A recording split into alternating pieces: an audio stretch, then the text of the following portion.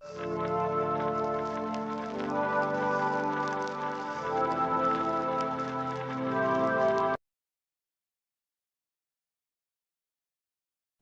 I'm Mart, and you're watching Mart's Movies here on yourmedia.tv. Today I'm going to talk about the movies of Sidney Lumet. The movies I'm going to talk about are 12 Angry Men, Serpico, and finally Network. So the first film I'm going to talk about is 12 Angry Men, starring Henry Fonda, Lee J. Cobb, and a cast of characters that you'd know from various movies throughout the years.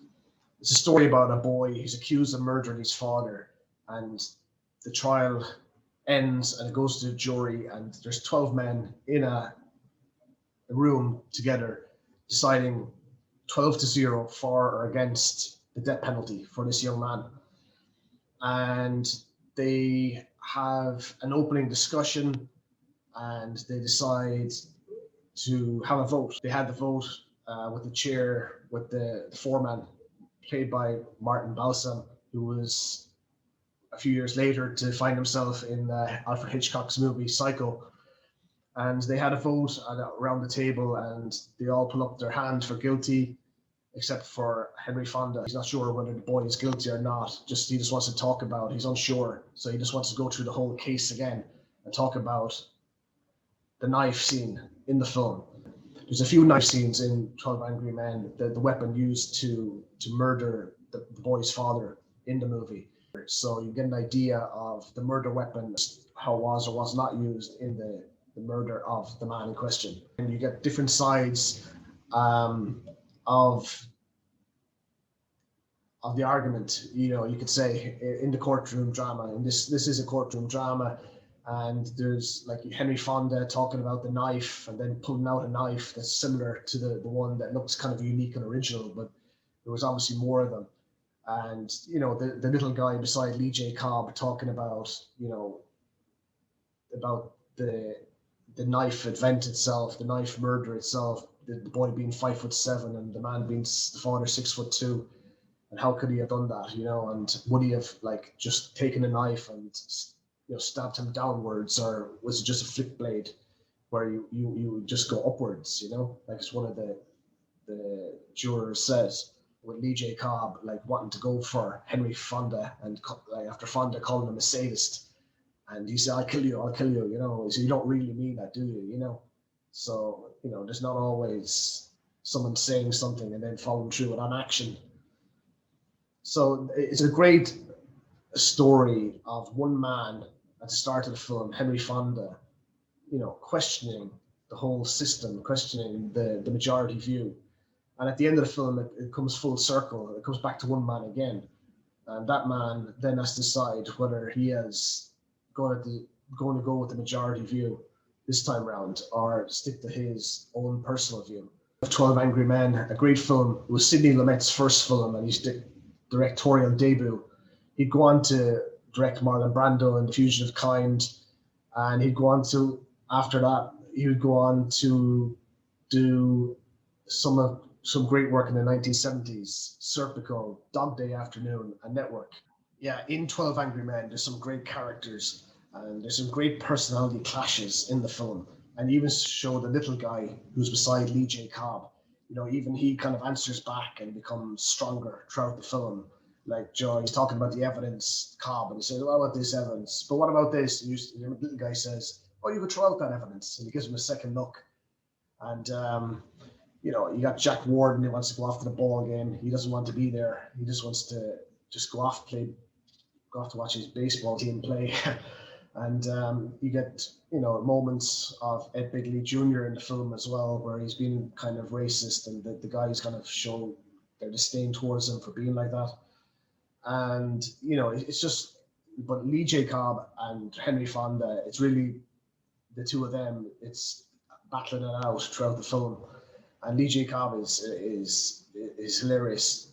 He's, as we find out towards the end, it's really a father and son story. It's about his falling out with his son is really, what's energizing him, throughout the film, and with the real case of father and son. So it's just kind of mirroring that relationship. It's a movie that you should go and see. It's in the top 10 in IMDb 250. And it's definitely a movie you should sit down and watch because it's just in one room, more or less. Some side rooms, and just the opening the door by Balsam to get the knife, the evidence. But it's definitely worth watching, and you should watch it. You can watch it in many digital platforms. Serpico and Network are what I'm going to talk about next. So starting here with Serpico, Al Pacino's portrayal of Frank Serpico, a real life cop in New York in the 1960s, and it's played out here in 1973. And it's a story of a man trying to fight against the system, fight against police corruption, police on the take, and dealing with colleagues who want him to be something, and him trying to be an honest cop in a world of dishonest cops. Cops are shooting at Pacino in the film, and he's shouting back at them, and they're really trying to get him because they didn't like him. They wanted them to take money like they were. They're on the take with money, and Pacino wanted nothing to do with that. He was fighting against that, like one man against the system, like kind of like Henry Fonda at the start of 12 Angry Men. Now they're saying in 1970s New York that the cops weren't paid enough. Yeah, but at the same time, there's ways of going about that. Join the union or do something.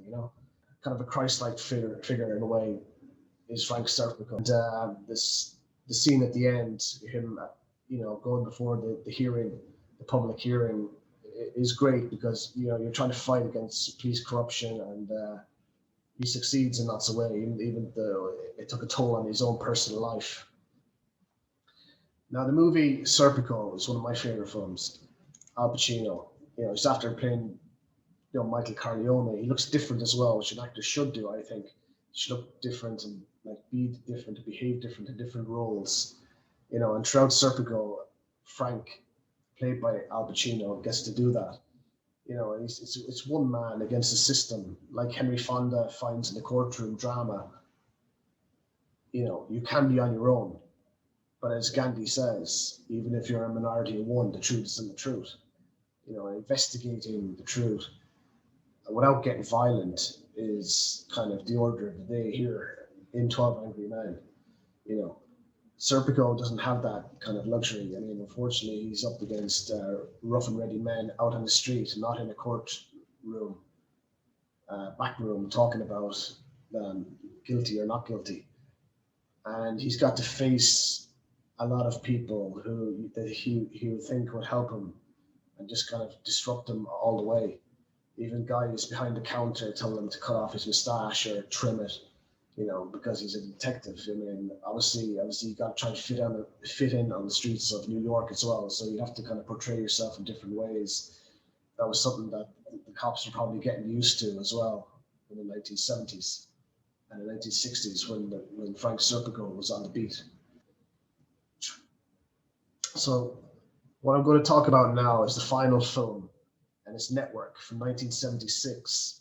Paddy Chayefsky, the writer, he a great screenwriter, and it stars William Holden, Peter Finch in the role as a TV newsman, TV presenter, and his life is spinning out of control. He's losing his family, his wife, the whole shebang. So the scenes get a bit darker as they go along, when he's kind of losing his mind. Mr. Beale, played by Finch. Great, and the shocking scene there in the movie, the tone of Ned Beatty's voice is very shocking when you see it initially, and you see how Peter Finch is back in his chair with his eyes kind of stunned and astonished, listening to the voice and the different voices of Ned Beatty telling you about the world as a business, and there is no countries, there is no nations, there is no democracy. There's only companies and certain different types of American named companies, corporations, and it's very frightening. And at the end, Beale is in a state of awe of this man, and Network is an excellent kind of a comedy drama, kind of a satire, if you want, of television. And Peter Finch comes across as one of these evangelists in the film. You know, the director Lumet is filming him in that way as well, just to kind of appearing kind of taller as well, and lights all around him, and coming to the screen and talking like these televangelists do in America. You know, but had a great effect on people. You know, people at the time of Nixon in America, and people didn't know what to believe anymore. And you know, it was a timely film, like built around the Nixon era. So it's a great film, and you should watch it as well. And Peter Finch won the Oscar for that role. He comes into his own then, Beale, you know, but in a different way to what Beatty wants him to be. Yeah, but in the final scene, which is a very famous scene, the Mad as Hell scene, and you know, it's a kind of a very engaging kind of scene, and also kind of funny and amusing as well. And I'd like to thank you for watching this review. And if you want to watch more of my reviews, you can go onto the Lyra Media YouTube page, or you'll see the Lyra Media Mart's Movies review up on Facebook. You'll see the link. You can just click the link, and you can just watch more of my videos and more of the videos from the Lyra Media team. So thank you for watching this review, and I'll see you again.